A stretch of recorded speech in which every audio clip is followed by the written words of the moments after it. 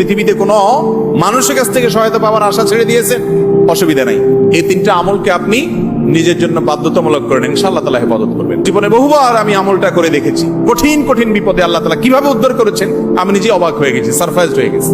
নবী করিম সাল্লাল্লাহু আলাইহি সাল্লাম বলেছেন, তার যে কোনো বিপদ থেকে বের হওয়ার জন্য আল্লাহ তাআলা নিজে পথ দেখায় দেন। এমন ভাবে পথ দেখাবেন সে কল্পনাও করবে না। বহুবার আমল করে দেখেছি আমি, হাতে হাতে পেয়েছি আলহামদুলিল্লাহ। কোন বিপদে পড়লে দোয়া ইউনুস খতম করে দোয়া করা যাবে কিনা?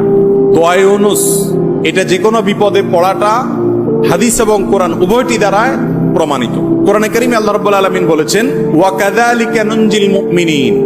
ইউনুস আলাইহিস সালাম বিপদে পড়ার পর তিনি যে দোয়া করেছেন, লা ইলাহা ইল্লা আনতা সুবহানাক ইন্নী কুনতু মিনাজ জালিমিন, এই বাক্যগুলো পড়ার পর এগুলো বলে বলে আল্লাহর কাছে তিনি দোয়া করেছেন, আল্লাহ তাআলা তার বিপদ উদ্ধার করেছেন। বিপদে পড়ার পর তিনি যেরকম উদ্ধার হয়েছেন এগুলো পড়ে আল্লাহ তাআলা কোরআনে এই দোয়ার উল্লেখ করে, এই বাক্যগুলোর উল্লেখ করে এরপরে বলেছেন, ওয়া কাযালিকা নুনজিল মুমিনিন, একই ভাবে তাকে যেরকম এই বাক্যগুলো এই জিকিরগুলোর মাধ্যমে আমি রক্ষা করেছি, হেফাজত করেছি ওই বিপদ থেকে, মাছের পেট থেকে, একই ভাবে আমি মুমিনদেরকেও রক্ষা করব।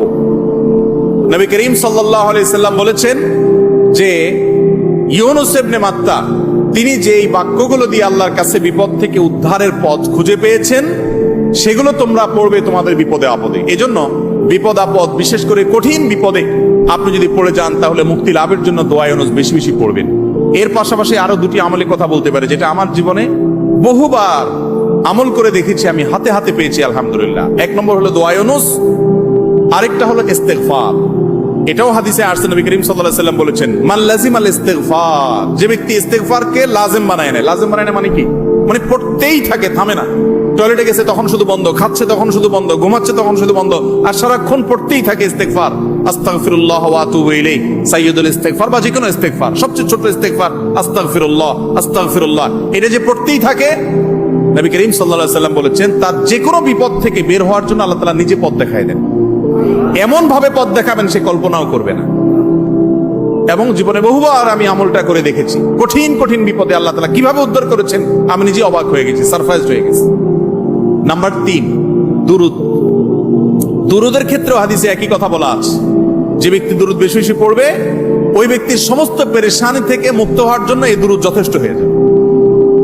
তাহলে 3টা আমলের কথা বললাম, দোয়া ইউনুস, লা ইলাহা ইল্লা আনতা সুবহানাকা ইন্নী কুনতু মিনাজ জালিমিন, আরেকটা হলো ইস্তেগফার বেশি বেশি, আরেকটা হলো দুরুদ। খুব বেশি বিপদে আছেন, দেয়ালে পিঠ থেকে গেছে, পৃথিবীতে কোনো মানুষের কাছ থেকে সহায়তা পাওয়ার আশা ছেড়ে দিয়েছেন, অসুবিধা নাই।